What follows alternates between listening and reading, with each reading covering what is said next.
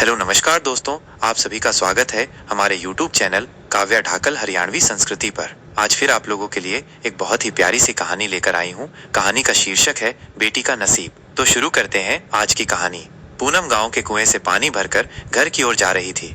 रास्ते में उसे दूर से एक बुजुर्ग आते दिखे। जब वे पास आए तो उन्होंने कहा, बेटी मुझे थोड़ा सा पानी पिला दो। पूनम ने कहा, हाँ हाँ बाबा, क्यों नहीं, ये लीजिए पानी पीजिए। ये कहकर उसने पानी का घड़ा हाथ में लेकर उन्हें पानी पिला दिया। पानी पीकर बुजुर्ग ने उसका धन्यवाद दिया और आगे चल दिए।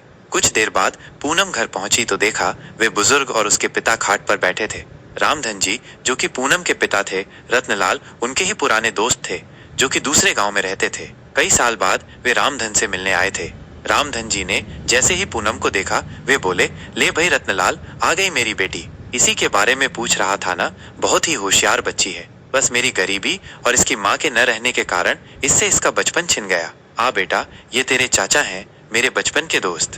पूनम कुछ बोलती उससे पहले ही रत्नलाल जी ने कहा, भाई रामधन, तेरी बेटी बहुत संस्कारों वाली है। आज कुएं पर इसने ही मुझे पानी पिलाया था, और कोई होता तो पहले मेरी जात पात पूछता, फिर कहीं जाकर पानी पिलाता। तेरी बेटी बहुत परोपकारी है। अपनी तारीफ सुनकर पूनम शर्मा कर अंदर चली गई। तभी रामधन ने आवाज लगाई, बेटी अपने चाचा के लिए कुछ मीठा ले आ। रत्नलाल जी ने उसे रोकते हुए कहा, भाई मुंह बाद में मीठा कर लेंगे, पहले मैं जिस काम से आया हूँ वो तो सुन ले। हाँ भाई, बोल क्या बात है, घर में सब ठीक तो है ना? रामधन की बात सुनकर रत्नलाल ने गंभीर होते हुए कहा, भाई मैं अपने बड़े बेटे के लिए तेरी बेटी का हाथ मांगना चाहता हूँ। अब इस दोस्ती को रिश्तेदारी में बदल देते हैं।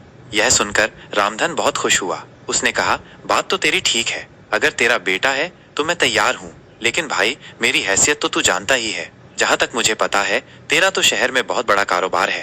कहा मैं, कहा तू। रत्नलाल जी ने कहा, पैसे की तू चिंता मत कर। मेरे बेटे के लिए कई बड़े घरों से रिश्ते आए, लेकिन मैं एक ऐसे बच्चे को अपने घर की बहू बनाना चाहता था जिसमें संस्कार हों। वो मैंने तेरी बेटी के अंदर देख लिए। तू बस हाँ कर दे, बाकी सब कुछ मेरे पर छोड़ दे। रत्नलाल जी की बातें सुनकर रामधन ने तुरंत हाँ कर दी। ऐसा घर बैठे रिश्ता आए तो कोई भी मना नहीं कर सकता है। किवाड़ की ओट से पूनम ये सब सुन रही थी। रत्नलाल जी ने आगे कहना शुरू किया, हाँ ये बात हुई न खुशी की, अब जल्दी से मिठाई मंगा, अब मजा आएगा मुंह मीठा करने में। रामधन के आवाज लगाने पर पूनम शर्माते हुए मिठाई की प्लेट लेकर आ गई। रामधन ने कहा, बेटी आज से ये तेरे ससुर हैं, इनके पैर छू। पूनम जल्दी से पैर छूकर वापस चली गई। उसके जाने के बाद रत्नलाल जी ने कहा, भाई मेरा बड़ा बेटा सत्यम मेरा शहर का कारोबार संभालता है और छोटा बेटा वंश गांव में खेती देखता है। मैंने उससे सत्यम से शादी के बारे में पूछा तो वो बोला, पिताजी आप अपने आप देखकर मेरी शादी कर दो। रामधन बोला, हाँ भाई, बड़े नसीब से मिलती है ऐसी संतान जो माता पिता का सम्मान करे। मेरे तो भाग खुल गए। मैं तो हमेशा इसी चिंता में रहता था कि इस बिन माँ की गरीब बच्ची को कौन अपनाएगा। रत्नलाल जी बोले, बस अब तू चिंता मत कर, मैं शादी का सारा इंतजाम कर लूंगा। अच्छा अब मैं चलता हूँ। रत्नलाल जी अपने घर के लिए निकल गए। उनके जाने के बाद रामधन ने घर में जाकर पूनम से पूछा, बेटी तू खुश तो है ना इस रिश्ते से? पूनम बोली, पिताजी मेरे जाने के बाद आपका ध्यान कौन रखेगा, मुझे नहीं करनी शादी। रामधन बोला, बेटी ऐसा न बोल, मैं अपना ध्यान रख लूंगा, बड़े नसीब से ऐसा रिश्ता मिला है। रत्नलाल को मैं बचपन से जानता हूँ, उसके घर में तुझे कोई परेशानी नहीं होगी। कुछ दिन बाद पास के गांव से दो लोग आए और रामधन को शादी का शुभ मुहूर्त बताकर चले गए। उन्हें रत्नलाल जी ने भेजा था। अब रामधन शादी की तैयारियों में जुट गया। इसी तरह कुछ दिन बीत गए। रामधन ने अपना खेत गिरवी रखकर बेटी की शादी की तैयारियां पूरी कर ली थी। शादी से एक सप्ताह पहले एक दिन रामधन अपने समधी से मिलने उनके गांव पहुंच गया।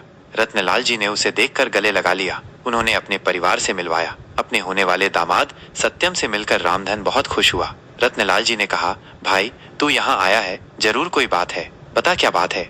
रामधन हाथ जोड़कर बोला, नहीं भाई, मैं तो बस ये बताने आया था कि मैंने शादी की सारी तैयारियां कर ली हैं। आप एक बार आकर देख लो, कुछ कमी लगे तो बता देना, जिससे आपके मेहमानों के सामने आपको शर्मिंदा न होना पड़े।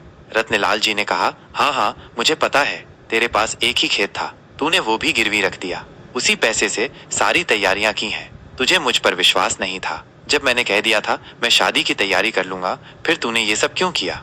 रामधन आश्चर्य में पड़ गया। वो बोला, माफ करना भाई, लेकिन बेटी की शादी के लिए कुछ तो मुझे भी करना चाहिए। रामधन यह कहकर रोने लगा। उसकी आंखों से आंसू बह रहे थे। तभी रत्नलाल जी ने अपने छोटे बेटे वंश को बुलाया और इशारे से कुछ समझाया। कुछ देर बाद रत्नलाल जी ने रामधन के कंधे पर हाथ रखा। रामधन सिर झुकाए शर्मिंदा हुआ बैठा था। रत्नलाल जी ने कहा, ले भाई अपनी अमानत, दोबारा फिर कभी ऐसा मत करना। ये कहकर उन्होंने खेतों के कागज रामधन के हाथ में रख दिए। रामधन ने देखा, अरे ये क्या, ये तो वही कागज हैं जो मैंने गिरवी रखे थे, ये आपके पास कैसे आए? रत्नलाल जी ने कहा, वंश आस पास के गांव के सभी लोगों को जानता है, उनमें से ही एक ने खेत गिरवी रखने वाली बात हमें बता दी, वही ये कागज छुड़ा कर लाया है। रामधन की आंखों से आंसू बह रहे थे। रत्नलाल जी ने उसे गले लगा लिया और बोला, भाई खेत ही गिरवी रख देगा तो कर्ज कहाँ से चुकाएगा और खाएगा क्या? आगे से ऐसा कुछ मत करना, मैं अपनी बेटी लेने आऊंगा, बस तू मिठाई बढ़िया सी बनवाना। ये सुनकर सब लोग हंस पड़े। रत्नलाल जी ने आवाज लगाई, वंश। वंश ने 50,000 रुपए लाकर अपने पिता के हाथ में रख दिए। रत्नलाल जी ने कहा, ले भाई शादी की तैयारियां कर, और वंश इन्हें घर छोड़ा। और हाँ सुन भाई, कल हम 4-5 आदमियों को तेरे घर भेज देंगे, वो सारा काम संभाल लेंगे, बस तू चिंता मत करना। रामधन कुछ बोल नहीं पा रहा था, उसके मुंह से बस इतना ही निकला, मेरी बेटी के नसीब खुल गए। ये कहते ही वह कुर्सी पर बैठे बैठे लुढ़क गया। इतनी खुशी बर्दाश्त नहीं कर पाया, उसने अपने प्राण त्याग दिए। रत्नलाल जी उसे संभालते, इससे पहले ही वह दुनिया छोड़ चुका था। रत्नलाल जी अपने दोस्त से लिपट कर रोते रहे। वे अपने दोस्त की अंतिम यात्रा लेकर उसके गांव पहुंचे। पूनम को जब ये पता लगा, वह रोते रोते बेहोश हो गई। रामधन का अंतिम संस्कार किया गया।